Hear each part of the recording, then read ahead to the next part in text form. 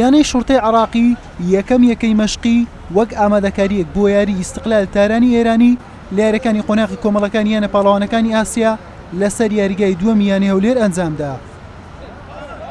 شوڕتەی پاڵەوانی وەرزی ڕابردووی خولی نایابی عێراق تاکە نوێنەری وڵاتەکەیەتی لەم پاڵەوانێتیە و ڕۆژی دووشەممە لە یەکەم یاری خۆی میوانداری ئیستیقلال تاران دەکات لەسەر یاریگای فەڕەنسا و هێیری لە کاتژمێر 5 و 30 خولەکی سەر لە ئێوارە.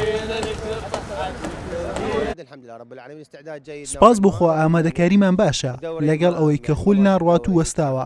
ئێمە یاریزانەکانمان باشن، کارگێڕی ستافی ڕاهێنەران هەمویان باشن، هاندەرانی هەولێریش پاڵپشتیمان دەکەن لەگەڵ هاندەرانی یانەی شوڕتە لە هەموو شارەکانی عێراق کە بۆ یاریگا دێن. بێگومان ئەمانە هەمویان پاڵپشتین بۆ پێشکەشکردنی ئاستێکی بەرز. ئینشاءڵڵا ئەنجامێکی باش بەدەستدێنین، دەبێتە ڕەزامەندی هەموو خەڵکی عێراق. بەهۆی وەستانی یاریەکانی خولی نایابی عێراق بۆ ماوەیەکی درێژ و کرانە دەرەوەی شوڕتە لە پاڵەوانێتی عەرەبی بە ئەنجامێکی گەورە کاریگەری خراپی لەسەر تیپەکە هەبووە، بەڵام یاریزانان یانەکە پێیان وایە ئامادەکاریەکانیان باشە بۆ ئەوەی ئەنجامێکی باش بەدەست بێنن. ئامادەین بۆ یاریەکە. دوێنێ گەیشتینی هەولێر ئامانجمان دڵخۆشکردنی تەواوی عێراقیەکانە و هاندەرانی یانەی شوڕتە. بەڕاستی یاریەکە قورسە. لە هەمان کاتیشدا وەستانی خولی عێراق و ئەنجامدانی یاری بەهێزیش ئەمەیان زەحمەت دەبێت. فشارمان دەکەوێتە سەر. ماوەی 4 مانگە هیچ یاریەک نییە و تەنها یاری دۆستانە بەڕاستی قورسە. هذا هدفنا انه نحقق نتائج ايجابيه ان شاء الله. اكيد يعني مباراه مهمه مع فريق الاستقلال. بێگومان یاریەکە گرنگە لەگەڵ ئیستیقلال بە تایبەتی کە یەکەم یاریە. ئینشاءڵڵا سەرەتایەکی خێر دەبێت بۆ ئێمە.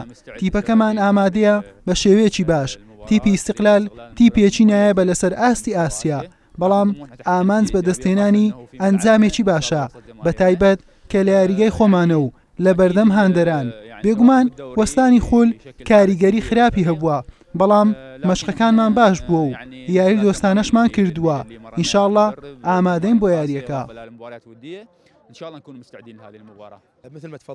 وەکو فەرمووتان وەستانی خولەکە کاریگەری لەسەر هەموو تیپەکانی عێراق بووە. پێویستە تیپ هەمیشە لە جێگیری خۆی دابێت. دوو یاری دۆستانەمان کردووە لەگەڵ یانەکانی حدود و نەفت بۆ ئەوەی ئاستی هونەری یاریزانان بەرز بێتەوە. ئینشاءڵڵا بە هەزرێکی تەواوی ڕوو دەکەین یاریەکەی ئیستیقلال، چونکە خولی پاڵەوانەکانی ئاسیا گەورەترین پاڵەوانێتی کیشوەرەکەیە. دەبێ بیری 100% لەسەر یاریەکە بێت.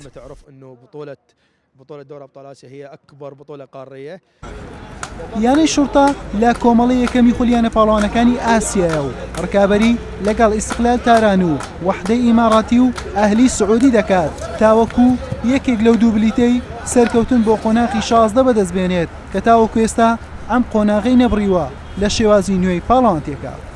حوسێن محەممەد کەناڵی ئاسمانی پێیام هەولێر.